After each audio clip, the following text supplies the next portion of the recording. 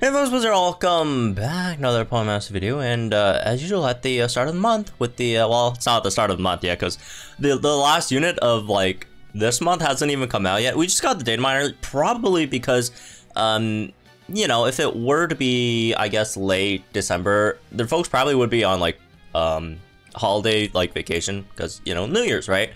Which makes sense, right? Which is nice. Good for us, because we got the stuff early, right? So, yeah, as usual, we're just gonna sort of, you know, generally just go over these units, again, right? And more of a second impression of the units, right?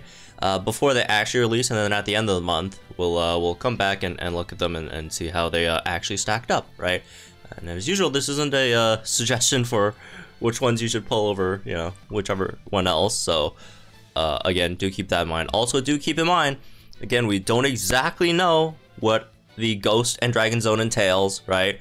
The, you know, multipliers on their boost, if they have any other special effects, right? So, again, do keep that in mind, because that could change a lot of things, right? It could make Lucas and Cynthia better, it could make them worse, right? So, again, that's another thing that we don't exactly know yet, so keep that in mind.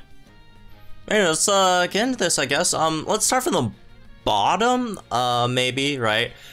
It's pretty obvious it's Thorton, right? Even though he got the EX, but like the thing with Thorton is, it's not a very easy to set up sync. Like the nuke isn't like terrible, right? Especially, you know, you do debuff the opponent's defenses. There isn't just really a point for this unit, right? Like, what are you really doing with them? Like, if you want, oh, hey, you could debuff defense. Well, there's better units that could debuff defense, right? Well, you say, well, you could tank. There are better units that could tank. Well, you could sync nuke. There are better units that could nuke, right?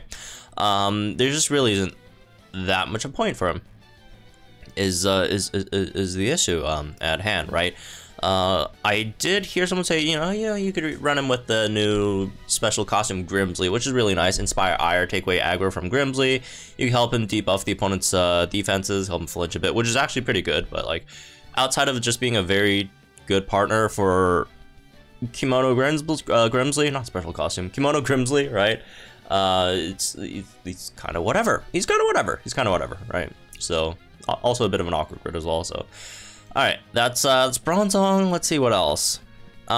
Next, probably Blissey. Blissey is, again, Blissey gives decent buffs, right? You got some speed buffs, which are always nice, right? Speed buffs are, you know, again, one of the probably most important buffs in the game.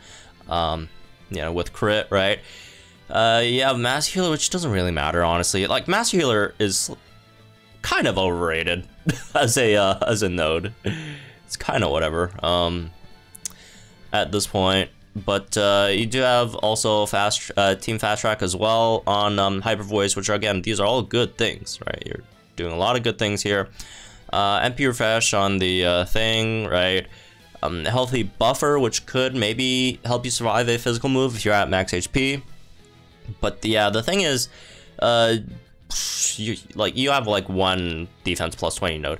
You still can't put her in stages that are mixed or physical, right? You just can't run her in stages that are mixed or physical. Like, oh my god, you're going to be blasted, absolutely blasted by any physical, even at like 5 stars.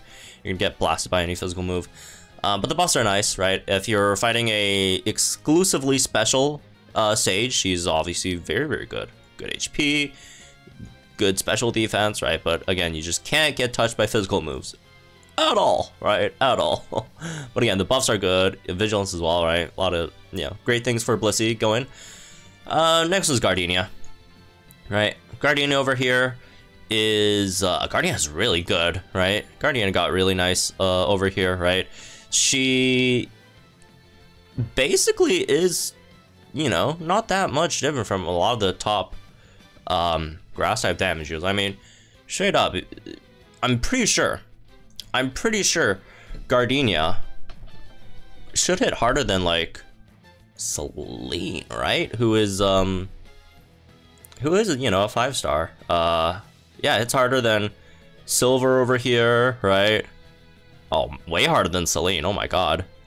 So yeah, I'd say that's pretty good. That's pretty good.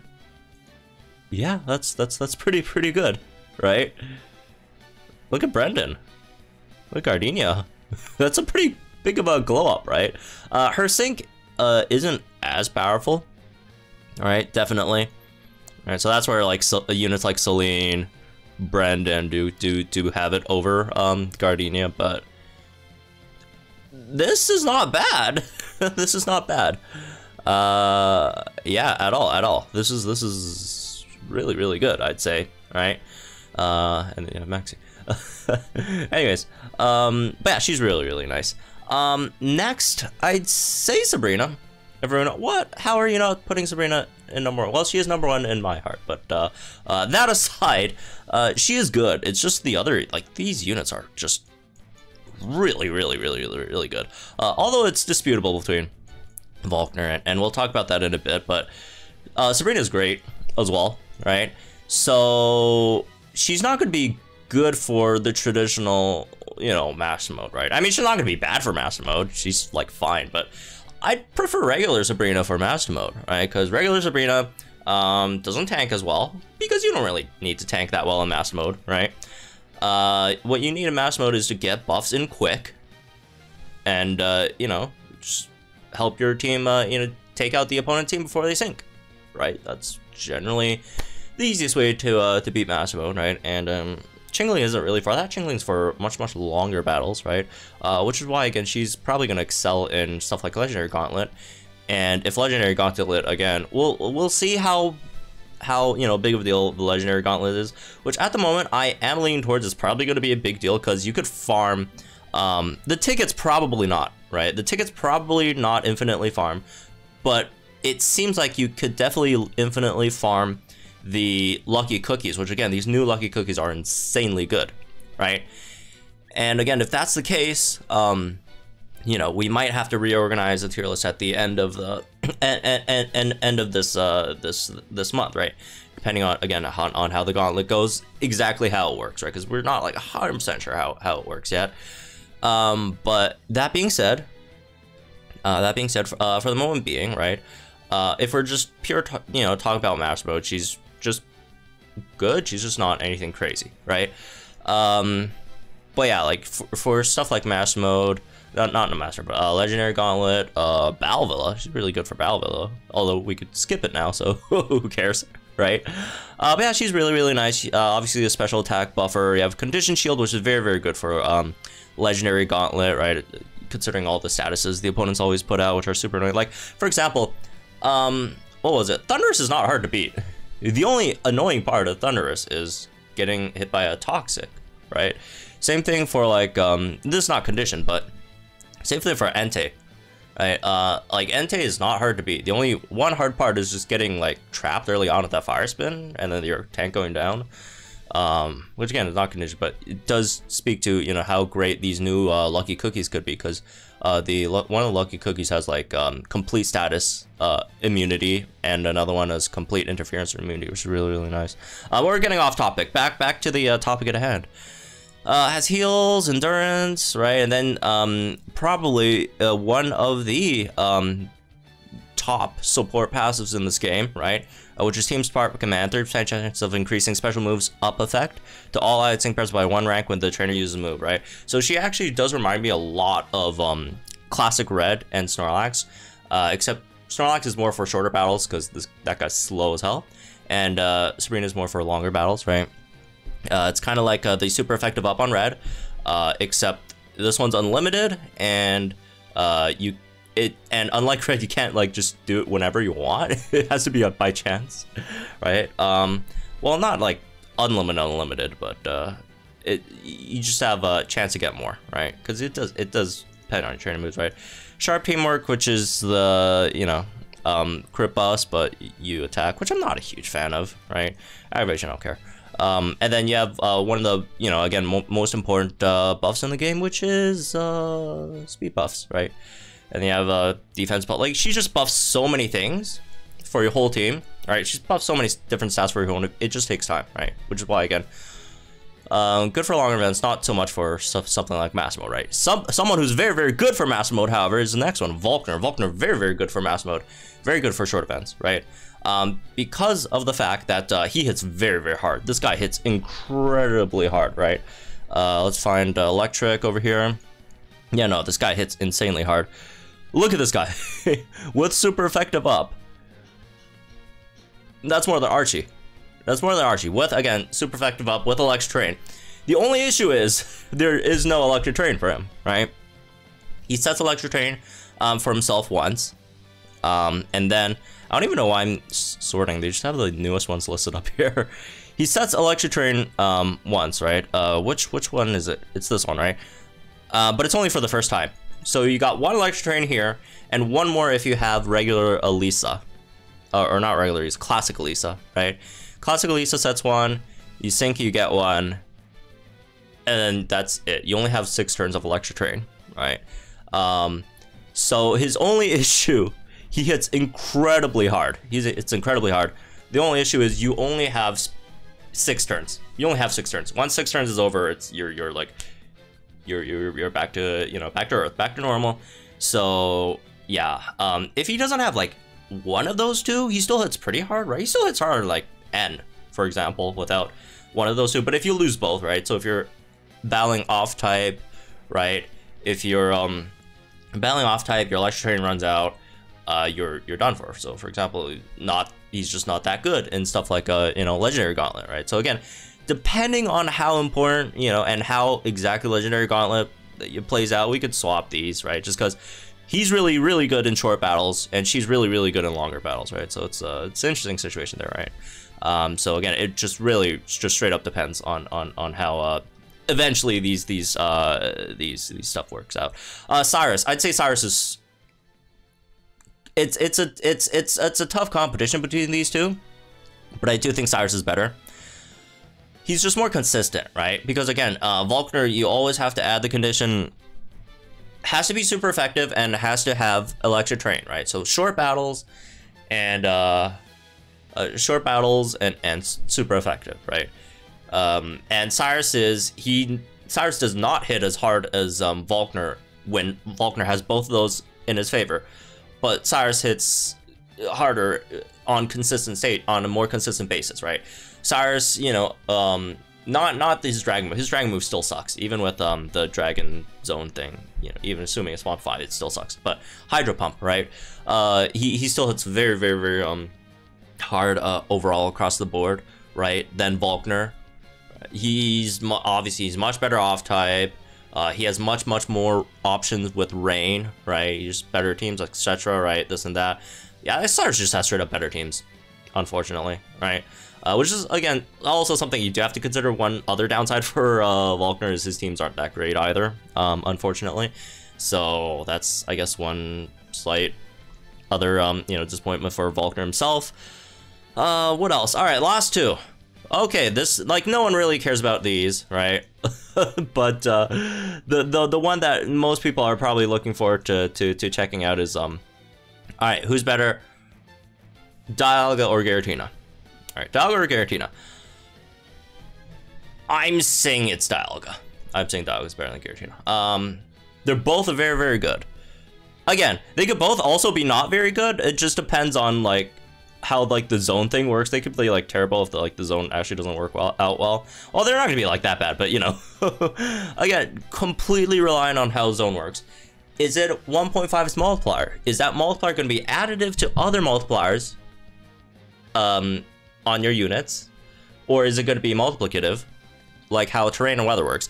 Is it going to work like how Crit Strike 2 works? If so, then it's not as good. If it's going to work how Electric Train or Psychic Train works. If so, that's very, very good, right? In terms of calculating the total damage numbers, right? And the other thing is, how much is it? Again, is it 1.5 times? Or is it 1.3 times? Or is it worse? If it's 1.1 times, and that's like terrible. It's only 10%, who cares, right? That's like as useless as the whatever Sinnoh flag, the flag bearers, not Sinnoh specifically. It's flag bearer master passes, right? Or whatever. Okay, it's not like flag bearer passes are a bit better than that, but yeah, again, it completely relies on how the numbers are, how they're calculated, and if there's anything else extra added to the zones, right? That they could get. So again, very much relying on how, you know, those are. But that aside, like for example, Cynthia, right? If assuming it's exactly how weather and terrain works, it's a separate multiplier, and it's 1.5 times. Units like Alistair or like Fantina, who suck, right? Let's not sugarcoating it. These are not good units. But in the Ghost Zone, they could hit harder than like Pokefair units like Alistair. Not Alistair. Alistair is harder than Alistair, yeah. Like Alder, right? Or Diantha, Gardevoir. Those are really good units, obviously, right? But like, she could like straight up make crappy units hit like incredibly hard. Annie Lily could be the hardest hitter in the game, either one or two. It's like between her and Leon, right? Something like that. Depends on a few things. And same thing for Lucas, right? If it's 1.5 times, Lance becomes like a top 3 damage dealer in the game. Lance and Dragonite, straight up, right? All these units, Singsu Leon becomes really good, right? Zinnia, Rayquaza becomes insanely good. I mean, she's already good, but you know, whatever. All these units are going to become incredibly powerful. Again, it's a big if. Very much not confirmed. Very much could totally not be this, right? But if it is a separate 1.5 time multiplier, those units are going to be insane, right? As for them themselves, outside of setting Ghost and Dragon Zone, how are they? I think Lucas is better, right? Here's the thing. They do similar things. Cynthia debuffs opponents' defense and special defense, right? Which is really good. Which is the only one thing that I was considering putting her maybe over Lucas. But then again, all the other stuff sucks. But then again, Lucas also has that. It's only for special defense though, but you know, he also has that, right?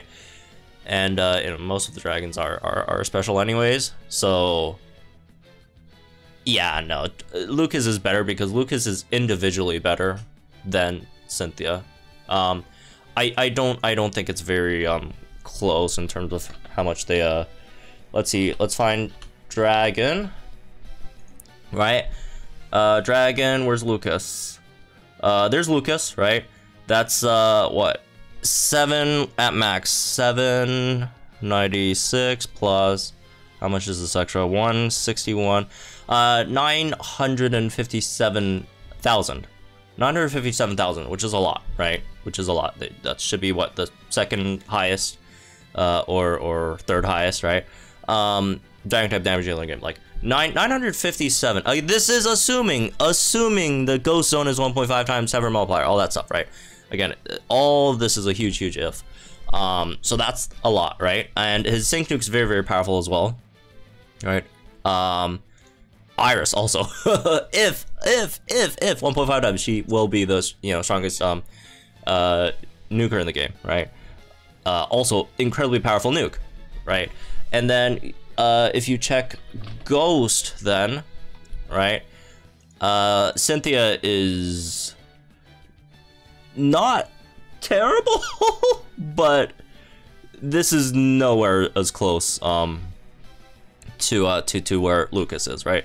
Lucas is just more individually powerful. I think Cynthia does like nuke a bit harder, not by too much though. They're like about the same on nuke, but like Lucas's regular move is just more powerful than Shadow Ball, whatever Cynthia does, right? Oh, that's Shadow Ball. This is, I mean, they're pretty similar. That's Shadow Force. Yeah, this is Shadow Ball, and yeah, it's just not close. Lucas just does so much more individually. By himself, right? Again, Cynthia also has master passive, all that stuff, but that damage gap is pretty huge, I'd say, right? That's a pretty huge damage gap. So anyways, that's me at this one, I guess. Hope you all know what my guys think in the comments down below. Like, share this video, have some more Pokemon Mascot. Again, this is not a completely serious video, right? Just my own opinion, right? Well, this is not my own opinion. My own opinion would be this, okay? Would be this. but you know, jokes aside, Sonya Yapper coming out tonight, which is could potentially be better than everyone in this list. Maybe, I don't know. Again, it completely depends on how Dragon Zone Ghost Zone works. If they're like not that good, then yeah, it's always gonna be better than them all. But anyways, she's coming out later tonight, so make sure I'll tune in for the Sonya Yapper summon stream. That's gonna be hopefully fun. So have fun, folks. Hope you all enjoy your day, all that stuff, and I'll see you guys in the next one.